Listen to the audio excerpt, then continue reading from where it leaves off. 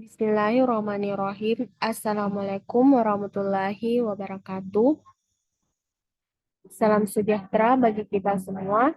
Shalom, Om Swastiastu, Namo Buddhaya, salam kebajikan. Yang saya hormati Ibu Dr. Sri Wahyuni Rahim STMSI selaku dosen mata kuliah Ekotoksikologi Akuatik. Pada video kali ini, saya Dwi Aryani dengan NIM L021-2010-50 akan mempresentasikan mengenai uji toksisitas limbah cair industri tahu terhadap ikan nila Oreochromis niloticus umur 2 bulan di Banjarbaru. Adapun beberapa sub pembahasan yang saya akan bahas, yang pertama objek uji, yang kedua subjek uji, yang ketiga proses uji, yang keempat data, yang kelima hasil, dan yang terakhir yaitu kesimpulan. Adapun yang pertama yaitu objek uji. Yang menjadi objek uji pada penelitian ini yaitu limbah cair industri tahu, di mana limbah cair industri tahu yang dibuang ke badan air penerima tanpa pengolahan merupakan salah satu sumber pencemar terhadap perairan yang menyebabkan kematian biota akuatik sehingga perlu dilakukan penelitian uji toksisitas. Limbah cair pabrik tahu ini memiliki kandungan senyawa organik yang tinggi. Limbah tahu menyebabkan dampak negatif seperti polusi air, sumber penyakit, bau tidak sedap, meningkatkan pertumbuhan nyamuk, dan menurunkan estetika lingkungan sekitar. Di mana jumlah limbah cair yang dihasilkan oleh industri pembuat tahu kira-kira 15-20 kg. Pada industri tahu ini, rata-rata per hari menghabiskan 200 kg kedelai sehingga jumlah limbahnya 4.000 liter. Sedangkan beban pencemarannya kira-kira sebesar 30 kg TSS atau kilogram pada bahan baku kedelai. Jadi, dalam 200 kg bahan kedelai, maka TSS berjumlah 600 kg TSS. Biological Oxygen Demand atau BOD 13 kg per 200 kg bahan baku kedelai dan Chemical Oxygen Demand atau COD 26 kg per 200 kg bahan baku kedelai. Yang kedua yaitu subjek uji. Yang menjadi subjek uji yaitu ikan nila atau Oreochromis niloticus. Di mana ikan nila atau Oreochromis niloticus ini adalah sejenis ikan konsumsi air tawar yang diintroduksi dari Afrika, tepatnya Afrika bagian timur pada tahun 1969 dan kini menjadi ikan peliharaan yang populer di kolam-kolam air tawar di Indonesia. Ikan ini memiliki potensi sebagai ikan yang invasif apabila terlepas ke badan-badan air alami. Ikan nila juga dijadikan sebagai uji toksisitas karena ikan ini mudah didapat ataupun dipelihara, memiliki jumlah yang banyak, dan memiliki sensitivitas terhadap perubahan lingkungan. Selanjutnya yaitu proses uji. Adapun beberapa proses uji atau percobaan penelitian sebagai berikut. Yang pertama yaitu mempersiapkan semua alat dan bahan yang diperlukan untuk uji toksisitas. Yang kedua, memasukkan air PDAM ke dalam kolam buatan untuk tempat aklimatisasi ikan nila. Yang ketiga, memasukkan ikan nila yang sudah diseleksi menurut ukuran ke dalam kolam, biarkan selama 12 hari untuk membiasakan ikan nila dalam lingkungan yang baru. Catat waktu mulai ikan dimasukkan ke dalam kontainer amati dan catat jumlah ikan nila yang mati setiap 24 jam. Selama waktu aklimatisasi ditentukan presentasi ikan yang mati. Hasil aklimatisasi menunjukkan ikan nila yang mati lebih kecil 500% sehingga ikan tersebut siap digunakan sebagai biota uji. Yang keempat yaitu melakukan uji kontrol dengan cara memasukkan 10 ekor ikan nila ke dalam toples plastik yang sudah diberi air PDAM sebanyak 10 liter. Biarkan selama kurang lebih 24 jam, kemudian amati dan catat jumlah ikan yang mati.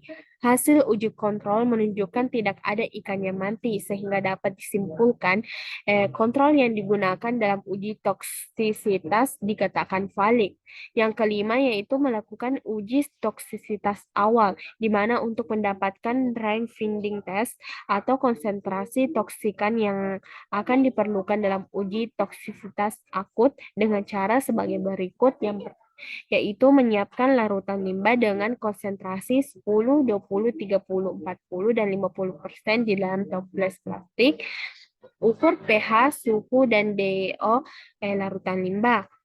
Kemudian masukkan ke masing-masing larutan limbah ikan nila sebanyak 10 ekor dan biarkan selama kurang lebih 72 jam. Setiap 24 jam amati dan catat kematian ikan. Selanjutnya menentukan konsentrasi terkecil yang menyebabkan kematian ikan 100%. Selanjutnya menentukan range konsentrasi larutan limbah yang akan digunakan dalam uji toksisitas akut.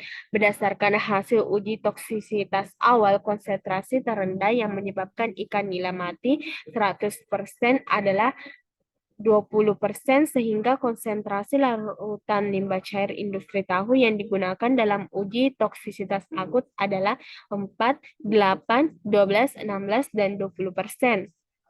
Yang keenam, yaitu melakukan uji toksisitas akut dengan cara sebagai berikut. Yang pertama, siapkan 6 kontainer uji. Masukkan 10 liter air PDAM ke dalam satu kontainer sebagai kontrol dan masukkan ke dalam 5 kontainer lainnya, masing-masing 10 liter limbah dengan konsentrasi 4, 8, 12, 16, dan 20%. Ukur dan catat pH, suhu, dan DO air pada masing-masing kontainer. Yang ketujuh, melakukan uji toksisitas akut dengan cara sebagai berikut. Siapkan 6 kontainer uji, masukkan 10 liter air PDAM ke dalam satu kontainer sebagai kontrol dan masukkan ke dalam 5 kontainer lainnya masing-masing 10 liter limbah dengan konsentrasi 4, 8, 12, 16, dan 20. Ukur dan catat pH, suhu, dan DO air pada masing-masing kontainer. Yang kedelapan yaitu memasukkan data hasil pengamatan uji toksisitas akut ke dalam tabel hasil pengamatan. Dan yang kesembilan yaitu mengolah dan menganalisis data hasil uji toksisitas akut untuk mendapatkan estimasi interval LC50 limbah cair industri tahu terhadap ikan nila. Selanjutnya yaitu data. Data yang diperoleh terbagi menjadi dua, yaitu data primer dan data sekunder. Data primer meliputi data suhu, pH, dan oksigen terlarut dari limbah cair industri tahu. Berbagai konsentrasi yang telah ditentukan pada uji toksisitas dikumpulkan datanya dengan cara pengukuran menggunakan sesuai dengan metode pengukuran. Selanjutnya itu data sekunder, di mana data sekunder tentang industri tahu didapat dari Dinas Perdagangan dan Industri Pertambangan Banjarbaru dan dari literatur yang berhubungan dengan masalah yang diteliti. Adapun data yang diperoleh dari hasil percobaan diolah dan dianalisis dengan menggunakan metode probit analis dengan langkah-langkah sebagai berikut, yaitu yang pertama mentabulasi data hasil uji toksisitas akut, selanjutnya mentransformasi skala konsentrasi limbah cair industri tahu menjadi logaritmik, selanjutnya melakukan koreksi persen mortalitas ikan nila, mentransformasi persen mortalitas yang telah dikoreksi menjadi probit dengan menggunakan angka transformasi probit. Kemudian membuat korelasi antara log konsentrasi dengan probit mortalitas dengan metode statistik regresi nominal. Kemudian menghitung log konsentrasi limbah tahu untuk probit mortalitas 1,6, 5, dan 8,4. Selanjutnya menghitung LC16, LC50, dan LC84 dengan cara mengantilog hasil dari log konsentrasi limbah cair industri tahu. Kemudian menghitung nilai kemiringan garis korelasi efek harapan dengan rumus S sama dengan LC84 per LC50 per LC16 dibagi 2.